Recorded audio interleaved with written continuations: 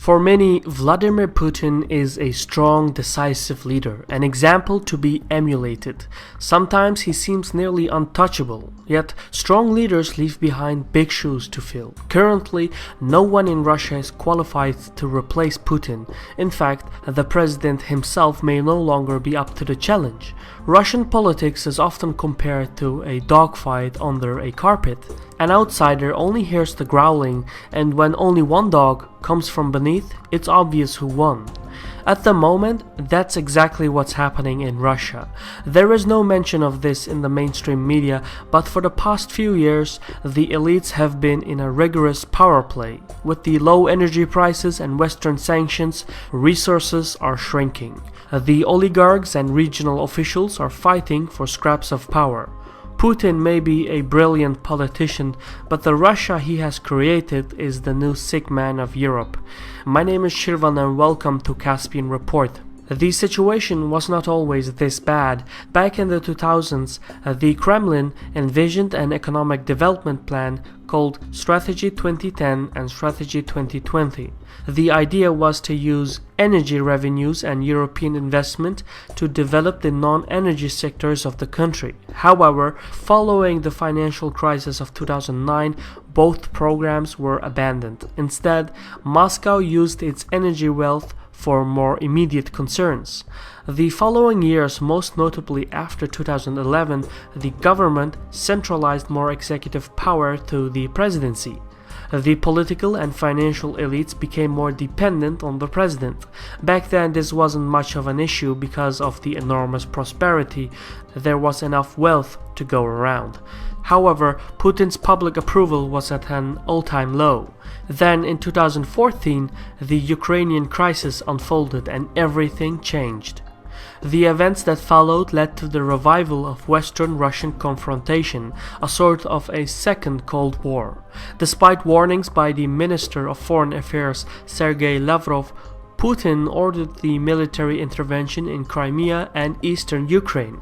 As a result, his public approval skyrocketed. Putin used his newfound legitimacy to centralize power by weakening the judicial branches and local administrations. At the same time, the role of the presidential staff and Security Council increased. Essentially, since the Ukrainian crisis, the Kremlin reshaped and centralized power more so than in the past. Washington and Brussels responded with unilateral sanctions against Moscow for its intervention in the Ukrainian crisis. Yet, despite this, the following year, Putin launched military operations in Syria and stoked up anti-Turkish hysteria in the mainstream media following the shoot-down of the Russian fighter jet. To be fair, there are genuine geopolitical interests involved in Ukraine, Syria, and Turkey. However, the method of violence which Putin chose to respond with, promotes a need for more confrontation. Thus, instead of elective legitimacy, Putin's public ratings shifted to the victories procured in abroad conflicts, meaning as long as the president can manage to secure military-based achievements, he will have the backing of the people. However, should he fail, he will lose the public support. A legitimacy that stems from military operations or disputes leaves no room for withdrawal. Hence, Putin is trapped by his own rhetoric. For example, Moscow cannot escalate the conflict in eastern Ukraine due to fears of tougher sanctions, and it cannot retreat because of Putin's legitimacy. The longer this form of legitimacy continues, the less likely the government is able to return to an institution-based system based on the values of a legal state. When the American-European sanctions were first carried out, there was no immediate outcome. However, as the sanctions slowly expanded to include the military and energy sectors, resources in Russia began to dwindle, and soon a recession kicked in. 2 years into the sanctions, the political landscape in Russia has changed. With the lack of money to go around, Putin's ability to ensure the loyalty of the political and financial elites is in doubt. There are just too few resources to pay off everyone. Nowadays, oligarchs, governors, and FSB officers are fighting for what little is left.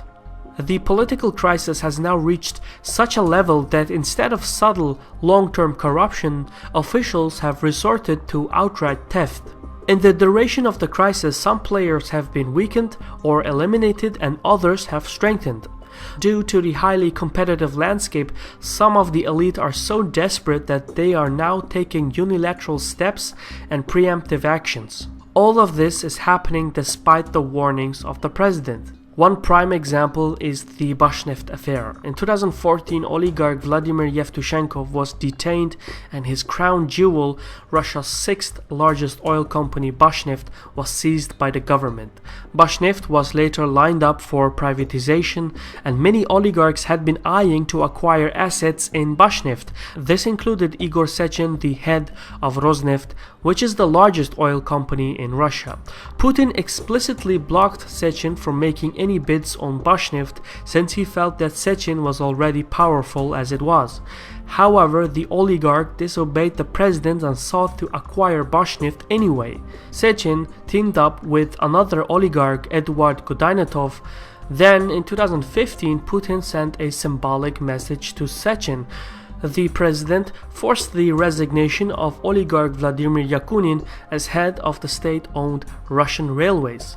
This was a shocking move for the oligarchy. It showed that no one was untouchable. Since then, Sechin has backed down. If this was any other country or leader, the elites would have revolted. The Bashneft affair shows that Putin is still in charge, but his policies are openly questioned and challenged by the elites. Basically, the oligarchy is displeased with the policies of Putin. They want to do business with the West regardless of geopolitical interests. Even the FSB has shown signs of disobedience. Last month, in July 2016, FSB operatives raided the offices of the Investigative Committee, which is a powerful branch of the prosecutor's office that deals with political crimes. Another FSB raid targeted Andrei Beilaninov, a close personal friend of Putin and head of Russia's Federal Customs Service. Both crackdowns were conducted last month without the consent from Putin. Perhaps an even better known scandal involving the FSB occurred in March 2015. The director of the FSB, Alexander Bortnikov, and the Chechen leader Ramzan Kadyrov publicly clashed. It was a sensitive moment because both men were part of the inner circle of the government. Putin could not afford to choose one and alienate the other. Instead, the president did something unusual. He disappeared. It was a confusing time. Rumors and conspiracies were all over the news. We don't know for certainty what happened, but most analysts speculate that Putin withdrew to allow the situation between Bortnikov and Kadyrov to de-escalate. And it worked.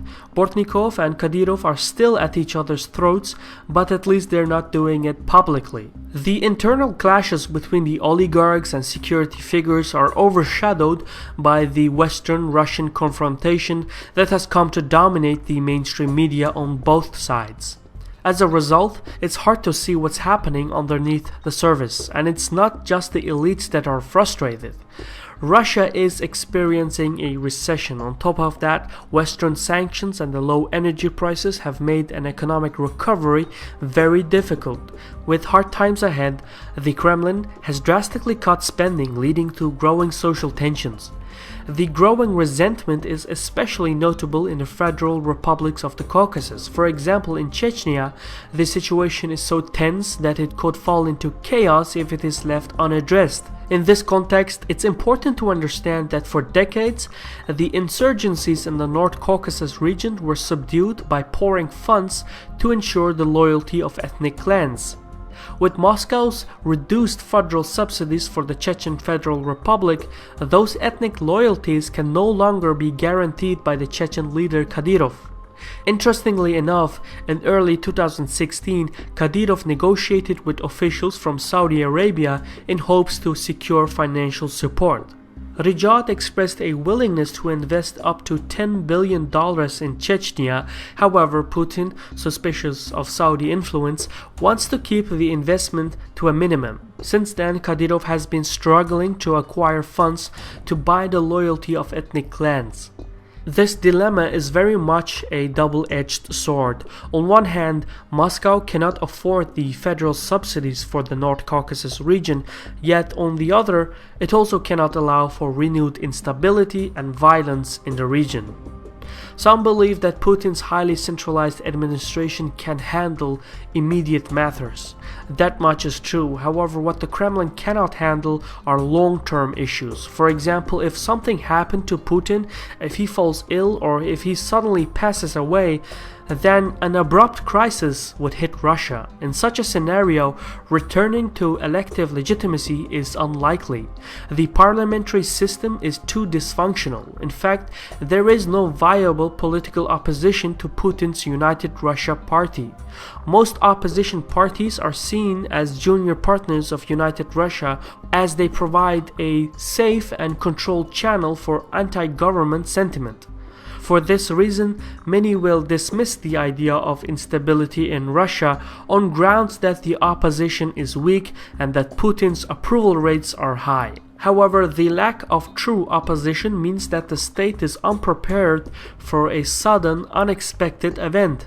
In such a scenario, instead of seeking constructive political channels, crowds of protesters may find themselves picketing outside the walls of the Kremlin. From there on, the situation could easily spiral out of control. For decades, the Kremlin stimulated a state driven by corruption. Now, the internal conflicts involving the oligarchy, FSB officials, and regional governors are tearing Russia apart. The government is too centralized, with nearly all power concentrated at the very top. The decision-making top is simply overstretched. The Kremlin has considered carrying out reforms. Last month alone, 4 governors, 4 district officials, the head of the Federal Customs Service, and the ambassador to Ukraine were all replaced. The reshufflement may also indicate a shape of things to come as Putin prepares for a major political purge. However, a closer look at the events shows a different tale. The most recent overhaul comes ahead of the parliamentary elections scheduled for September 2016. These elections will set the stage for the presidential elections of 2018, in which Putin will seek a new 6-year term. The officials that were replaced were from regions and districts where the United Russia Party has polled particularly poor. The truth is that Putin is replacing incompetent figures in hopes to gear up the necessary support for the presidential elections in 2018. What's more is that the July overhaul was spearheaded by the FSB's Economic Security Services. This is a special department within the FSB that is tasked with fighting corruption. In practice, however, they are monitoring the oligarchy and taking down billionaires, which itself is a very lucrative form of business. Basically, the July replacements are not the kind of political reform that will lead to genuine change. There are, of course, qualified people who could implement real reforms, such as Herman Gref and Alexei Kudrin. However, the Kremlin fears that reforms could get out of hand, much like the perestroika reforms of the 1980s by Gorbachev, and that a decentralized Russia will be a threat to the territorial integrity of the country. In essence, the Kremlin is stuck between a rock and a hard place. It may not look like it from the outside, but Putin is trapped by his own rhetoric. His legitimacy depends on the military victories he can score, yet such a policy is unsustainable in the long term. What's more is that since the status of the elites will increasingly become more vulnerable, their willingness to challenge Putin will grow. This is especially alarming when one considers the recession Russia is experiencing. The economy is uncompetitive and too dependent on energy revenues. If this keeps up, inflation and unemployment will continue to rise, and the living standards will fall as social unrest will increase. However, to whom the public will turn is unknown, since there is no real opposition left in the country. Even envisioning a Russia without Putin is meaningless. First, no one in Russia is qualified to succeed Putin. Second, in the absence of Putin, the very foundations of the government need to be rebuilt from scratch. This would result in a disoriented society where the elites fight for public support. Without Putin, the situation in Russia will worsen before it will improve, as the country could become a federation of oligarchs. On the surface, Russia looks like a besieged fortress. The national media gives the idea that the country is being attacked from every direction, in Ukraine, Syria, Turkey, and more. There is some element of truth to that. However, Russia has never collapsed under the threat of an external factor. It has, however, often imploded due to rising internal tensions. Therefore, the internal dynamics as laid out in this report are worth considering. This report was made possible by contributors on Patreon, and if you wish to support Caspian Report to produce more original content like this, then please visit our Patreon page in the description. Once again, thank you for watching, take care, and Saro. History repeats itself, first as a tragedy, second as a farce. Since the beginning of the 20th century, Russia has been subject to existential threats, from internal revolutions, rebellions, and famines to total wars fought against powerful neighbors. Russia has sustained itself through all manners of political stress. Even after the Russian state collapsed in 1917 and 1991, it quickly reassembled itself by forging new national identities through the use of ideological, ethnic, and geographic components. The modern Russian Federation, though only a remnant of the much larger Soviet Union, still ranks as a major player in the region, and should it collapse, it would have major implications for the global balance of power. So what does history teach us about Russian power, and what would this mean if Russia collapses once more? I'm your host Shirvan, and welcome to Caspian Report. Today's video is sponsored by Blinkist, an app that takes the highlights from books and condenses it to 15 minutes, which you can either read or listen to. In my opinion, a lot of non-fiction books are longer than they need to be, which makes Blinkist ideal because I can go back and review ideas without having to read books all over again. Sapiens by Yuval Noah Harari is one of my favorite titles of all time. But if you want something more in the political field of study, check out The Next Decade by George Friedman, which was a major source in this report. Using Blinkist, you can go over the highlights of each title in a podcast style.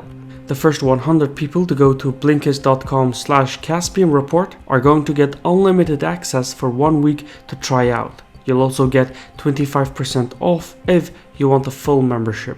So move fast and grab one of those books. The 7-day trial is completely free and you can cancel at any time during that trial. The history of 20th century Russia is a story of conflict, revolution, and constant anxiety. Above all, it is punctuated by two pivotal events: the Russian Revolution of 1917 and the fall of the Soviet Union in 1991. Though these two events took place more than 70 years apart, they share several traits that explain how Russian political power works and why it tends to break down under certain conditions. In general, the events of 1917 and 1991 both follow a three-step pattern.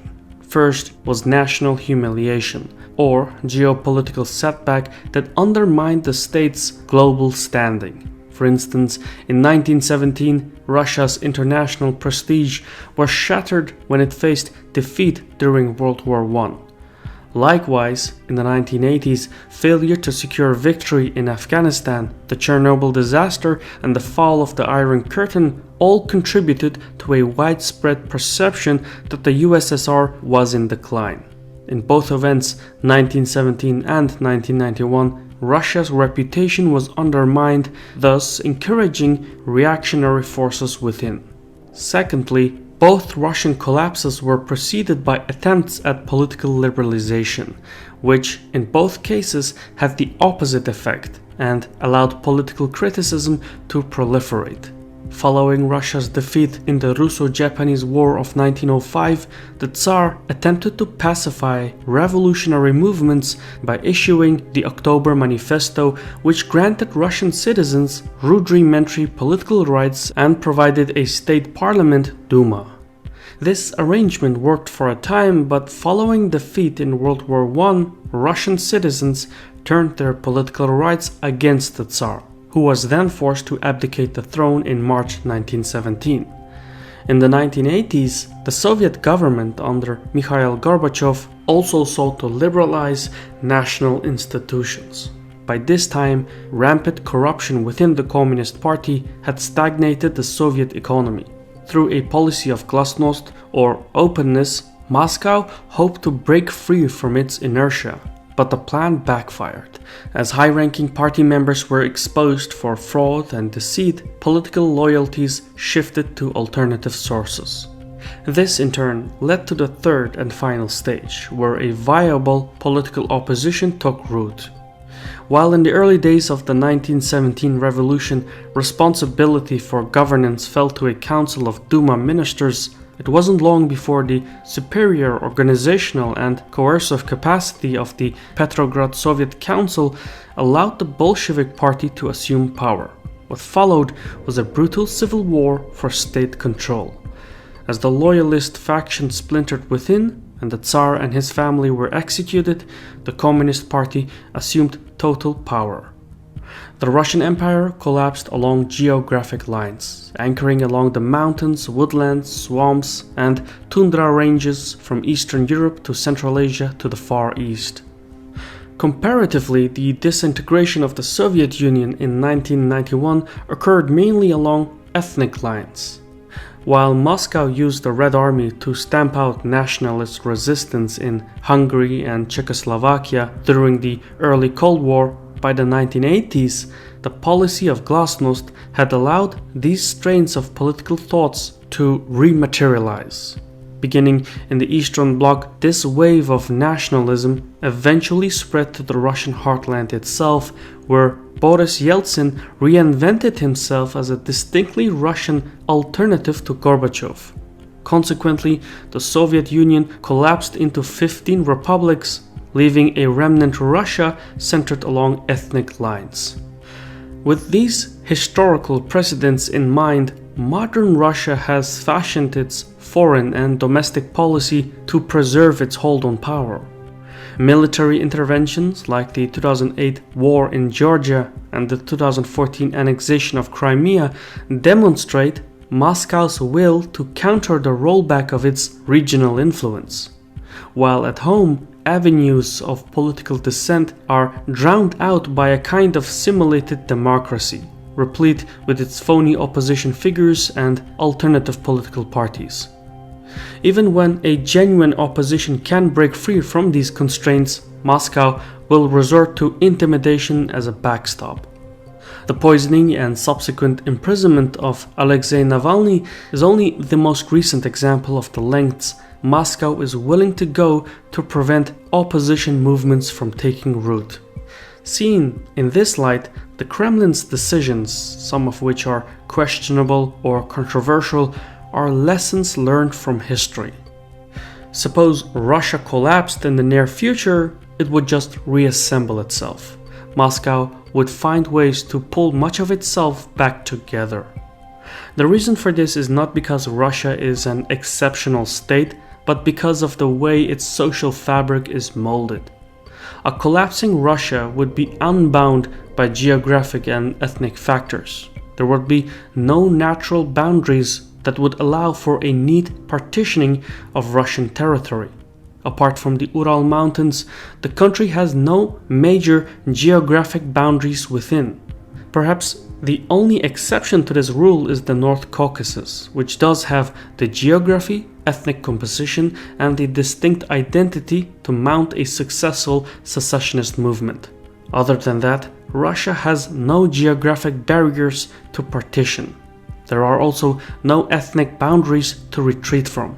Whatever ethnic minorities do exist inside Russia tend to be locked within ethnically Russian territories.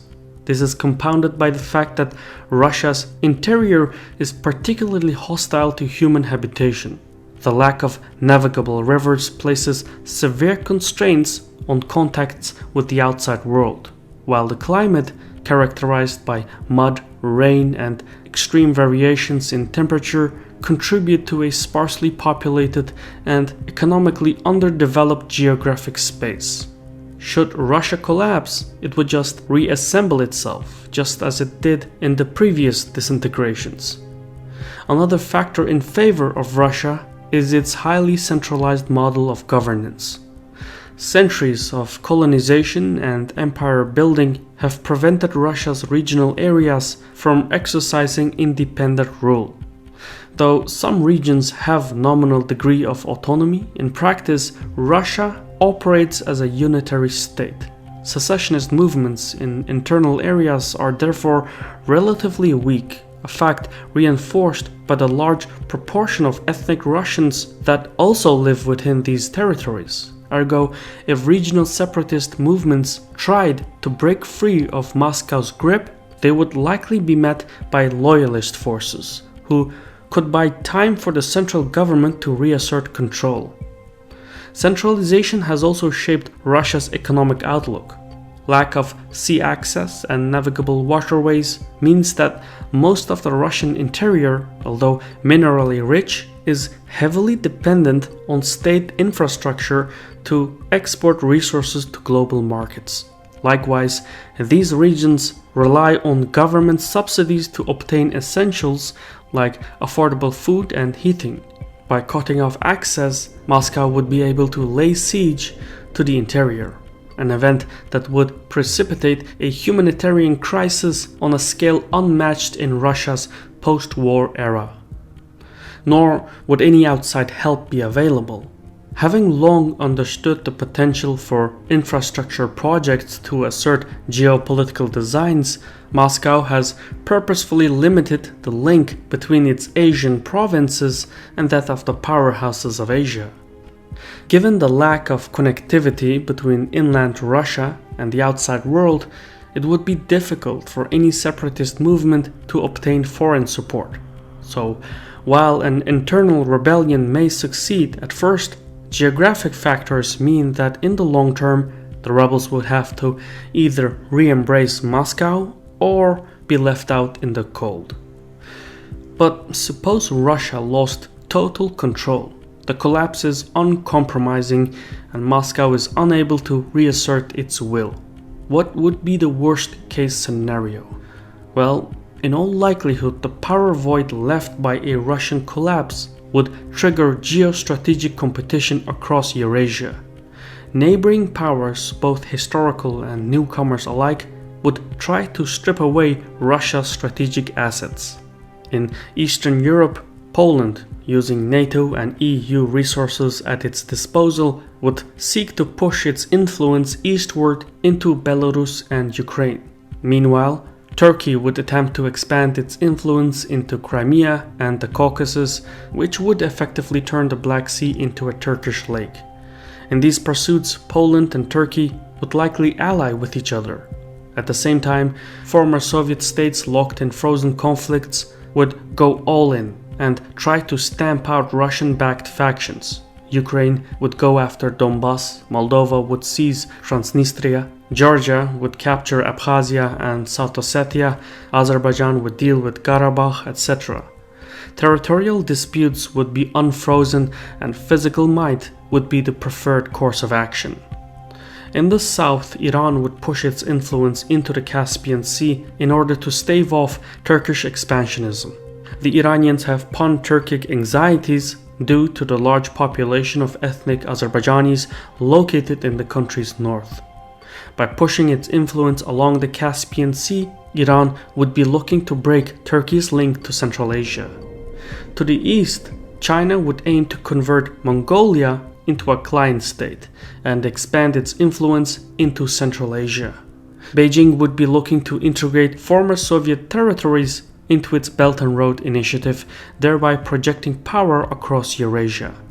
Further north, Canada, Denmark, and the United States would consolidate control over existing and emerging shipping lanes in the Arctic Circle. Russian military bases and outposts in the Arctic would likely be destroyed, rolling back Russian power for decades to come. Yet, while neighboring powers chip away at Russia, the collapse of the Russian state would have a dire effect on global stability. Perhaps the ultimate reason for concern would be the Russian nuclear arsenal. The country is estimated to have over 6,200 nuclear warheads, both stockpiled and deployed. If Russia collapses and its chain of command splintered or broke apart, it would be nearly impossible for a single authority to secure all the Russian nuclear sites, especially not considering Russia's immense size. Non-state actors, rogue factions, and regional warlords would seek to obtain nuclear weapons or components such as fissile materials and weapon delivery systems. Even a single, unaccounted nuke would be a nightmare, and there are over 6,200 nuclear warheads to account for. This exceptional threat would bring about an international task force to intervene on the ground. Small bands of special forces would not suffice. Entire armies would have to mobilize deep into Russia. Nobody would be looking forward to this, but there would be little choice. International forces would have to work with local power brokers to achieve their objectives. Ironically, the most effective means of doing this would be to prop up a new unitary government, preferably one with compelling influence over whatever remained of Russia's security agencies. However, if mutual suspicions were to cause rifts within the international response, Beijing and Washington could end up supporting competing domestic forces within Russia. A proxy conflict would overwhelm whatever remained of the country. So interestingly, while during the 20th century many believed the greatest danger to world peace was a powerful and monolithic Russia, the greatest danger of the 21st century would be a weak and fragmented Russia. A paradox if there ever was one. I've been your host Shirvan from Caspian Report. If you like what we do, please leave a like, comment and subscribe. Thank you for watching, and Sahol.